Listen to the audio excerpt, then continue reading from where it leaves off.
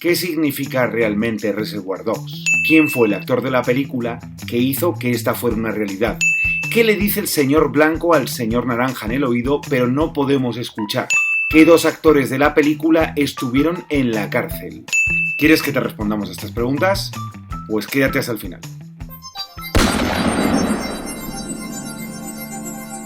Muy buenas, bienvenidos una semana más a Cine vs Pelis. Hoy vamos a hablar de Reservoir Dogs. ¿Por qué? Porque cumple 30 años desde su estreno. Este fin de semana se cumplirían 30 años desde que en 1992 saliera a la luz esta película, la primera de Quentin Tarantino, por lo menos la primera oficial. Hizo un mediometraje primero en los 80, pero nunca se considera, de hecho, casi nadie lo ha visto. Y esta película es tremendamente influyente en la historia del cine reciente y contribuyó al nacimiento de unas carreras más prometedoras de la historia del cine. Pero antes de nada, te voy a pedir que te suscribas. Muchas gracias. Y ahora voy a poner unos fragmentos de la película, para los que hayáis visto, y los que no hayáis visto, la verdad que ya os vale. Y luego voy a hablar un poquito, voy a hacer mi crítica personal, pero como esto puede ser un poco aburrido, al final del vídeo habrá otros amigos del canal, colaboradores, que también darán su visión. Siempre es interesante la diferencia y el debate. Bueno, vamos con el tráiler. Estos son vuestros nombres. Señor Blanco, señor Rubio, señor Rosa. Yo, señor Rosa, ¿por qué? ¿Qué más da el nombre?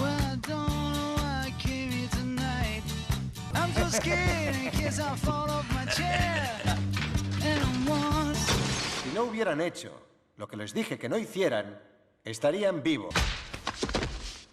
¡Te comportas como un puto novato! ¡Yo soy un profesional! Antes de arriesgar 10 años de mi vida, prefiero eliminar al hijo de puta que se interponga en mi camino. Estás arrestado, cariño. La verdad que hoy todo el mundo parece fan de esta película, pero cuando se estrenó no era lo mismo. Poca gente la vio, yo de hecho personalmente no la llegué a ver en su día, primero porque entonces tenía 12 años y esas películas para un niño como que no, con lo cual la terminé viendo después de ver, como casi todo el mundo, Pulp Fiction. 2 años más tarde, en el 94, cuando se estrena, y para esto lo que hice fue ir al videoclub, el videoclub Paco de Oviedo. ¡Friki! Cuando la vi, la verdad es que me impactó bastante, y es verdad que ya había visto Pulp Fiction, pero Pulp Fiction, impactando igualmente, es menos cruda, y una de las cosas por la cual Reservoir Dogs es una película que resalta tanto, es por lo cruda que es. El caso es que era casi un film de culto, que la habíamos visto unos pocos, y cuando preguntabas a la gente si la había visto, voy a contar una anécdota real. Se la pregunté a un chico y le dije, ¿has visto Reservoir Dogs? Y me dijo, no he visto ni la primera. ¿En serio? Os prometo que es de verdad. Pero ¿por qué Reservoir Dogs es una película tan importante y tan influyente? Primero, porque es una película diferente. Y es verdad que la historia trata sobre un grupo de atracadores, en el antes y el después, porque primero les vemos en una cafetería y luego les vemos después de que ese robo haya salido mal, dos de esos personajes que van a un punto de encuentro, el señor Blanco y el señor Naranja, y al señor Naranja le han disparado y está desangrándose. Eso para empezar impacta muchísimo, porque la película empieza en una cafetería con un diálogo largo, con varias conversaciones paralelas, de hecho son 3 conversaciones paralelas. La primera es el propio Tarantino, explica el significado de la canción de Madonna, Like a Virgin. No vamos a explicar, no vamos a decir lo que dice exactamente porque nos meteríamos en problemas. Pero sí habría que decir que hoy, si se hiciera de nuevo la película, me cuesta mucho pensar que este diálogo pudiera repetirse. Luego hay otra conversación paralela acerca de una chica oriental y la última conversación trata sobre la responsabilidad moral de dar propinas o no. Luego salen a la calle, suena la canción Little Green Bag,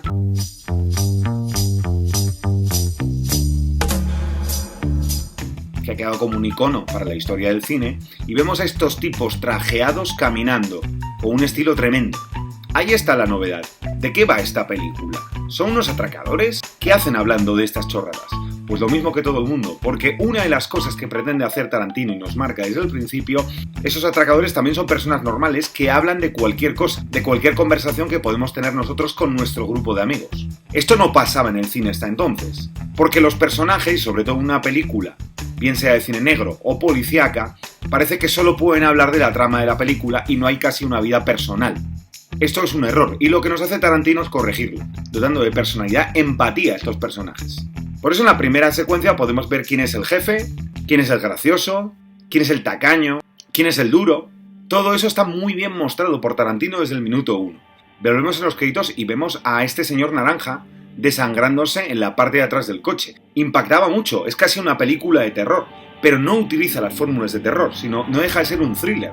Por eso nos cuenta el antes y el después, el qué salió mal de ese atraco, porque lo siguiente es que se van a un punto de reunión y van llegando varios de los personajes, y entre todos intentan pergeñar qué ha ocurrido. Llegan a la conclusión de que hay una rata, un espía dentro del grupo. Todo esto se va complementando con los flashbacks de los personajes. Un flashback es un elemento cinematográfico por el cual vemos el pasado de los personajes o de las situaciones, y así cuando volvemos al momento presente de la narrativa sabemos más de la trama en general. Ese es un recurso muy del cine negro y que explota aquí muy bien Tarantino. Por eso, a pesar de que los personajes no sabemos sus nombres, solo sabemos sus apodos, incluso vamos conociendo más de su vida personal, y eso hace que la trama avance con una gran brillantez. Todo esto funciona como un puzzle, vamos completando las pequeñas partes de la historia con estos trozos del pasado de los personajes. Pero es que aparte del lenguaje de los personajes, aparte de la narrativa que no estaba inventada porque Tarantino no es ningún inventor, lo que pasa es que él sabe reciclar muy bien trozos de otras películas y él es un gran cinéfilo. Y hace que esas películas se conviertan en suyas, con lo cual no quiere decir que sea un copión. O bueno, a veces lo es, pero está claro que tiene una personalidad tremenda. En la utilización del lenguaje, en la utilización de la violencia, mostrando claramente la personalidad del director en los movimientos de cámara, que solo están cuando quiere mandar un mensaje. Esto es muy de cine de autor, y esto es porque Tarantino, aparte del gran cinéfilo, y ahora iremos sus influencias, tiene mucho que ver con la Nouvelle Vague, donde la Nouvelle Vague, aparte de los guiños que hacen los directores hacia el público directamente y especialmente hacia el público cinéfilo, algo que Tarantino también hace, la manera de hablar de los personajes, de cosas banales que no tienen que ver exactamente con la trama, esto viene ya de los Godard, Truffaut, Louis Malle. Pero sigamos hablando del estilo de Tarantino, que es algo que ha mantenido luego en el resto de sus películas, lo ha evolucionado. Sin embargo, son sus tres primeras películas, Reservoir Dogs, Pulp Fiction y Jackie Brown, sus tres mejores películas, y es donde más refina este estilo, que aquí, aunque está en un estado en bruto, se ve con una gran personalidad y una narrativa fantástica. Tenemos que hablar de la música, de cómo utiliza la música en varios momentos. Sí que es verdad que esto tampoco es una novedad, porque ya lo hacía Scorsese. 2 años antes, en la película Goodfellas, uno de los nuestros, utiliza la música popular de esta manera, algo que había hecho en películas como Malas Calles, por ejemplo.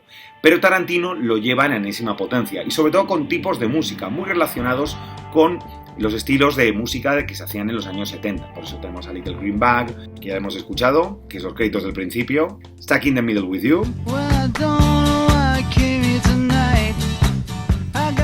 I Gotcha de Joe Tex, o la de los créditos finales, que es Coconut de Nilsson.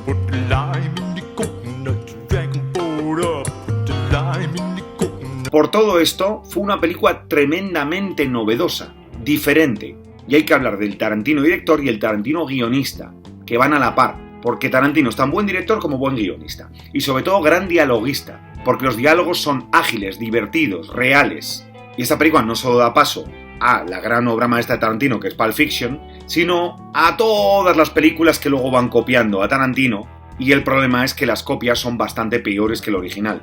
Como diría Luis Buñuel, bienaventurados sean mis imitadores, que de ellos serán mis defectos. Hemos dicho que Reservoir Dogs es una película muy influyente, pero también era una película que venía con sus propias influencias. Hay que recordar que Tarantino trabajaba en un videoclub y aparte de su cinefilia, veía muchísimo cine de todos los tipos, y quizás lo ecléctico que es Tarantino hace que se vean sus películas esas mezcolanzas. Para hablar de influencias tenemos que hablar de Sangre Fácil de los hermanos Coen, que la habían hecho en 1984, y quizás le influyó mucho el tratamiento de la violencia, y esa violencia tratada con cierta normalidad como parte de la vida de los personajes, que es algo habitual y que nos cuenta muy bien la película. Otra de las grandes influencias, y sobre todo en la estructura que tiene la película a nivel narrativo y a nivel montaje, es Atraco Perfecto de Killing de Stanley Kubrick, sobre todo en que cuenta una historia muy similar, en cómo ese atraco no salió correctamente como debía haber salido, y cómo nos lo va contando a través de flashbacks de los personajes, y cómo nos presenta a los personajes. Otra película de cine negro, El Cuarto Hombre de Phil Carson, que la suele mencionar Tarantino como una de sus mayores influencias. El cine hongkonés, bastante desconocido en Estados Unidos entonces, y concretamente la película City of Fire de Ringo Lam, de la cual toma prestado bastante del argumento de un policía que se infiltra en una banda de ladrones, y también parte de su final. Aunque hablando del final, la película además le influye, y por supuesto el director favorito de Tarantino es Sergio Leone, y con lo cual la película es El bueno, el feo y el malo. Ese duelo final, ese trielo, que aquí lo lleva a la enésima potencia. Y no entraremos a explicar más porque no estaríamos entrando en el terreno de los spoilers. Y hay una influencia que sin ser cinematográfica es literaria que tiene que ver con Paul Auster y con su libro La trilogía de Nueva York, en el cual uno de los episodios los personajes se llaman azul, rosa, blanco, etc. Porque otro de los triunfos de la película, aparte de esos trajes que parecen inspectores de Hacienda, son los nombres de los personajes, los cuales sabemos alguno luego más adelante, nombre real, pero tienen nombres de colores. Y hablando de esto aprovechamos para hablar de ese reparto fantástico. El señor Blanco, Harvey Keitel, fantástico actor, maravilloso actor, que gracias a esta película revitalizó su carrera, porque estaba en un impasse. Había salido muchas películas de Martin Scorsese, recientemente La última tentación de Cristo, hizo que volviera a ser considerado lo que es, un grandísimo actor. Es una especie de líder del grupo, porque aunque el atraco lo organiza otras personas dentro del grupo, él es un poco el líder y es un poco la persona que intenta mantener el equilibrio y su experiencia, porque es el mayor de todos. El señor Rubio, el psicópata, Michael Madsen. No digo que Michael Madsen sea un psicópata, sino que el personaje es un psicópata. Y quizás es el personaje favorito de la mayor parte de la gente. ¿Por qué? Por esa calma que tiene el personaje y esas barbaridades que llega a hacer. En la utilización de la violencia con calma. Ese baile que se marca mientras corta una oreja. Esa calma tensa que está todo el tiempo presente. Hace que este personaje sea un desequilibrado, resulte simpático al público. Y lo interpretó Michael Madsen, que entonces era un actor emergente. Señor Rosa. Ya os comenté antes que Tarantino quiso interpretar este papel. De hecho, llegó a decir que solo dejaría que un actor mucho mejor que él lo interpretara. Y Steve Buscemi, ¿qué vamos a decir? De uno de los mejores actores de los últimos tiempos. Steve Buscemi había aparecido en algunas películas, por ejemplo en Apuntes del Natural, el segmento de Martin Scorsese de Historias en Nueva York, haciendo un papel secundario y breve, que por lo visto era algo que hacía el propio Steve Buscemi, actor fetiche de los hermanos Coen y actor genial sobre todo en la película Fargo. Un poco el señor Rosa es el civilino del grupo, en el que quiere hacer las cosas correctas pero mira por sí mismo. Y de hecho, los que habéis visto la película sabéis a qué me refiero. El señor Naranja es Tim Roth, un actor británico, que luego también se convirtió muy famoso gracias a esta película. Y no voy a comentar mucho el personaje del señor Naranja, ya sabéis por qué. Señor Azul lo hace Eddie Bunker, que aparece muy poco en la película, actor secundario en películas generalmente de cine negro, había aparecido recientemente en la película El tren del infierno. El señor Marrón, que lo interpreta Quentin Tarantino, que se ve que es el graciosito del grupo, que también sabe poco. Luego está Eddie Nice Guy, traducido en España como Eddie el Amable, que lo interpreta el mal logrado Chris Penn, el hermano de Sean Penn, y que es el hijo del jefe. Y luego está Joe, que es el jefe, el que organiza el golpe, que lo interpreta Lawrence Tierney, un tipo que ahora hablaremos un poquito de él. Vamos a contestar a las preguntas que hicimos al principio. La primera, ¿por qué la película se llama Reservoir Dogs? Este es un nombre que parece un poco aleatorio o que mucha gente ha intentado buscar significado, pero realmente no lo tiene. Cuando Tarantino trabajaba en el videoclub, había un cliente que siempre le iba a pedir la película Adiós muchachos de Louis Malle. La película Adiós muchachos de Louis Malle en francés se dice Au revoir les enfants. ¿Qué pasa? Que este tipo no sabía mucho francés y lo pronunciaba mal, y en vez de decir Au revoir les enfants decía Reservoir Dogs. De ahí el título de la película. Esto tiene bastante gracia, sin embargo, hay gente que afirma que esto Tarantino se lo ha inventado. La película Adiós muchachos no llegó a los Estados Unidos hasta después de estrenarse Reservoir Dogs, con lo cual esto sería imposible. Segunda pregunta, ¿quién fue el actor que consiguió que la película saliera adelante? Pues fue su protagonista, Harvey Keitel, ni más ni menos. Tarantino envió el guión a muchísimos actores, entre ellos a James Woods, el gran James Woods. Parece ser que este nunca leyó el guión porque su representante lo obligó a leer y no le pareció gran cosa. Años después, cuando James Woods se enteró que su representante lo había leído y no le había avisado, directamente le despidió porque la película le encanta. Entonces Tarantino le envió a Harvey Keitel, mediante una amiga común, el guión de Reservoir Dogs y a este le encantó. ¿Qué pasa? Que Tarantino solo tenía $50.000 porque había vendido su primer guión, que es Amor a quemarropa, la película de Tony Scott, y solo tenía esos $50.000. ¿Qué ocurrió? Que Harvey Keitel puso dinero personal suyo y convenció incluso a amigos para sacar la película, con lo cual, sin Harvey Keitel, la película nunca hubiera salido. Tercera cuestión. ¿Qué es lo que dice el señor Blanco al oído del señor Naranja pero nunca escuchamos? Realmente quien haya visto la película doblada al castellano me dirá si dice algo, pero si la vemos en versión original no se escucha lo que le está diciendo. Sin embargo, ha habido varios países que tomaron la alternativa de doblar eso directamente, algo en cierta forma inexplicable. En España dice algo así como te voy a peinar para que estés bien guapo, pero la vemos en versión original y no se escucha lo que dice. En otros países son un poquito más bestias. En Francia directamente lo que deciden doblar es no querrás que te haga una... Y en Italia lo que doblan es no querrás que también te haga una... ¿Qué dos actores de la película estuvieron en la cárcel? 1. El señor azul, Edward Bunker. 1. El señor azul, Edward Bunker, que antes de la película cumplió condena por robo en banco, narcotráfico, robo a mano armada y falsificación. Una joya el amigo. Y el otro fue Lawrence Tierney, Joe Cabot, que tenía fama de persona muy polémica. De hecho, había salido en la serie Seinfeld en un capítulo como padre de Elaine, de una de las protagonistas, de Julia Louis-Dreyfus, y parece ser que tuvieron muchísimos problemas con él porque era una persona bastante peculiar. Pues bien, en el rodaje de Reservoir Dogs, entre otras cosas, aparte de llegar ebrio al rodaje y desnudarse delante de todo el mundo, un día les fueron a avisar que le habían detenido y tuvieron que pagar la fianza para terminar la película, y Tarantino de hecho quiso echarle, pero al final le convencieron para que la terminara. La película, otro de los fuertes son los efectos de maquillaje de esa sangre, y esto se debió porque no podían pagarle a que estaba Robert Kurtzman, que era el maquillador de películas como Misery, que había hecho el maquillaje de películas como Misery. No podían pagarle, con lo cual Tarantino llegó al acuerdo con él en que le iba a escribir el guión de una película, que él tenía una idea y quería escribir ese guión, pero él no tenía el talento para hacerlo, con lo cual Tarantino a cambio le escribiría el guión. ¿Qué película fue? Abierto hasta el amanecer. Y bien, ya os he contado un poco lo que significa Reservoir Dogs a nivel narrativo, a nivel argumento y a nivel curiosidades. Pero vamos a dejar que nuestros amigos del canal también den su visión y de paso puntúan la película. Bueno, Reservoir Dogs, nada más y nada menos que Reservoir Dogs. Bueno, tengo recuerdos muy emocionales de esta película porque fue una peli que me causó... Yo la vi en cine.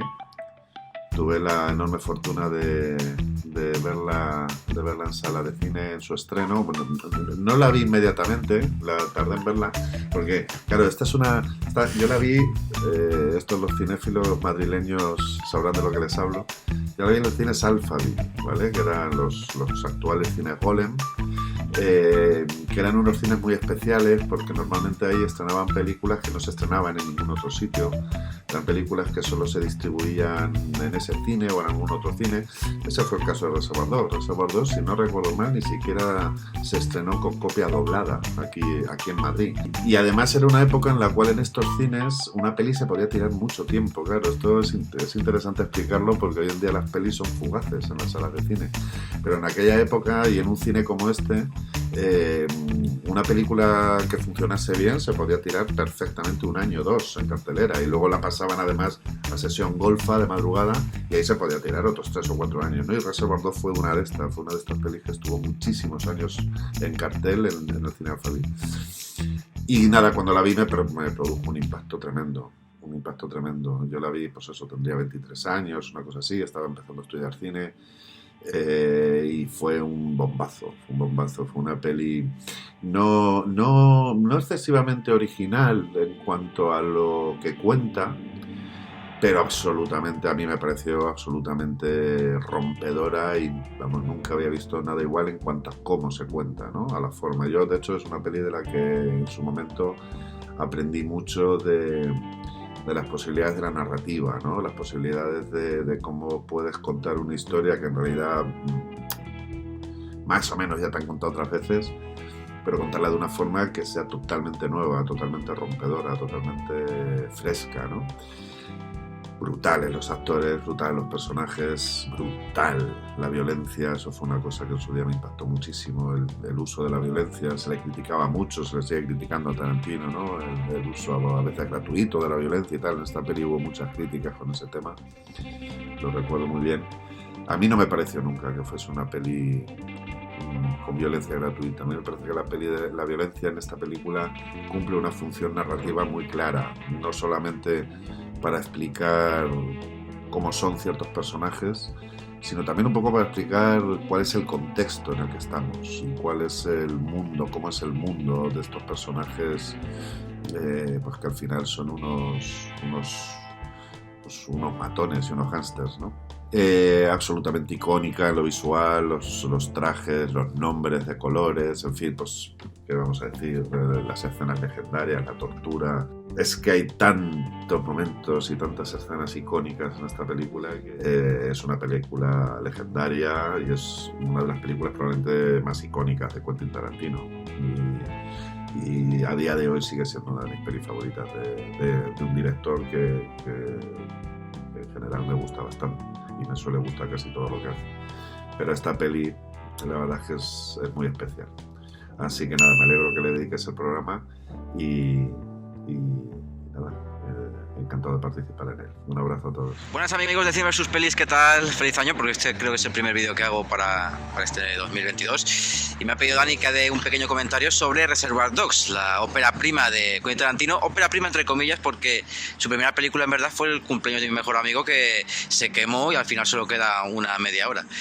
Y bueno, esta película, que además cumple 30 años este año, es la típica película que yo creo que toda la gente que se empieza a interesar por el cine, para mí, sigue siendo su mejor película. Su mejor película, además, la más corta, 1 hora y media. Una película que destaca muchísimo, sobre todo por los diálogos, como siempre toda carrera de Tarantino. Destaca también por esos actores que están increíbles, que tienen además un carisma alucinante, como son Michael Madsen, Tim Roth, Harvey Keitel, Steve Buscemi. O sea, es genial. Y por tener una trama que, aunque obviamente es casi un plagio, digamos, de City on Fire, la película asiática, que está bastante bien además, pues bueno, es una película que se disfruta mucho y que no deja de ser casi pues como una tragedia griega, como todo ese final que tiene y todos esos componentes que llama mucho, porque con esa hora y media que te sepan llamar tanto la atención esta historia, que además que en ningún momento vemos el atraco, cosa que me parece muy interesante, y que tiene diálogos como por ejemplo el del principio, el de Like a Virgin, el tan polémico Like a Virgin que luego Madonna respondió, o por supuesto el reparto de Alias, que se me parece a mí la mejor escena. O sea, a mí me parece que es una película que vale mucho la pena, y ya os digo, tiene películas que se valoran muy bien, que son interesantes, pero como Reservoir Dogs, para mí como favorita no hay ninguna, eso está claro. Mi calificación sería de 4 estrellas y media. No le pongo las 5 porque no deja de ser una copia de City on Fire, pero es una gran película además que me gusta mucho. Y como curiosidad, hay un videojuego de la película que te cuentan cosas que no aparecen en la misma. Por ejemplo, todo lo que tiene que ver con los diamantes, por ejemplo, el señor Ross al final de la película, estos spoilers, los coge, pues ahí te descubres qué pasó con esos diamantes, cómo fue el atraco. Es un videojuego que tenía guión también del propio Tarantino, y aunque no tiene las licencias oficiales de los actores, salvo de Michael Madsen, pues es una curiosidad que era para Play 2, que esto de hace muchos años, y lo podéis pillar en alguna tienda de segunda mano, está curioso. Nada amigos, nos vemos y seguir disfrutando del cine. Querido Dani, un grupo de hombres maduros en torno a una mesa en una cafetería, charlando, bebiendo café, todos vestidos o casi todos con trajes negros y discutiendo en torno a algo tan sencillo y banal como puede ser una canción de Madonna, Like a Virgin. Para uno es toda una declaración de amor inocente y puro, adolescente casi. Para otros es todo lo contrario, es la experiencia sexual más increíble que ha conmocionado a la cantante. Por una extraña casualidad, no supiera absolutamente nada de la película ni de su director y empezar a verla, no podría imaginarse que se encuentra ante una película llena de violencia, gángster, atracos, traición, y donde la sangre va a correr hasta dejar lívidos a algunos personajes. Toda una bocanada de aire fresco, toda una renovación formal y temática que luego sería imitadísima con mayor o menor fortuna por otros directores. Fue perdiendo esa gracia y ese toque que tenía en sus primeras películas, y que con el tiempo Tarantino se recreó en su propio estilo, que pasó a ser exagerado, un poco banal y casi caricaturesco. Para muchos, entre los que me encuentro, Reservoir Dogs podría ser, si no la mejor obra de Tarantino, sí formar parte de ese reducido grupo de obras donde Tarantino, con su peculiar estilo, aún no había perdido esa gracia y ese toque que tanto echamos en falta en su obra posterior. Por lo dicho, merece por lo tanto 5 estrellas. Vamos a ver Reservoir Dogs. ¿Cómo la puntúo?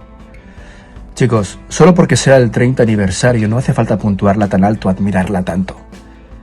Me parecéis todos los críticos invitados o los cinéfilos, quien seáis, porque no sé ni quién sois, la verdad, ni tú tampoco, Dani. O sea, me parecéis unos hipócritas, de verdad. Para empezar, la escena del coche, del tío este que se desangra, ¿vale? Me parece falsa. Para empezar, cuando tú le metes un tiro a alguien en el estómago, no sufre tanto, uno no se regocija tanto en el dolor. Por favor, yo un día le metí un tiro a un tío en el estómago y no duró horas y horas y horas vivo. Murió al cabo de 5 minutos, se desangró. Y que sepáis también una cosa, la escena de la tortura, cuando le corta la oreja, Tarantino me la copió.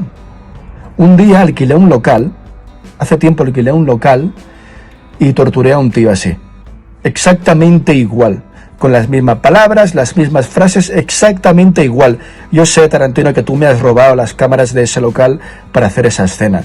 Así que esa escena tiene copyright, que lo sepáis. Y lo de ponerle nombres de colores a la gente, eso es no darle identidad a un personaje. A un personaje, un buen director, un buen guionista, le da identidad a los personajes. No les pone nombres así como...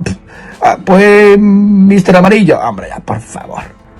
Bueno, mira, por joder, yo a esta película le pondría un 1. Pero para que no me critiquéis, para estar a la misma altura que vosotros, para no eclipsaros con mi crítica de ahora, pondré un 4. Y ya está, ¿vale? Y punto. Ni más ni menos. Bueno, y mi puntuación es de... quedando una media de... En fin, Reservoir Dogs siempre es una buena ocasión para volver a verla o para verla por primera vez, que ya te vale si no la has visto. Os agradezco mucho haber visto el vídeo hasta el final. La próxima semana también hablaremos de otra película mítica que se reestrena estos días. Y aparte de suscribirte, si te ha gustado, dale al like o deja algún comentario que siempre los leemos y contestamos, siempre que sean con educación. Muchas gracias por todo y ya sabéis, nos vemos en los cines.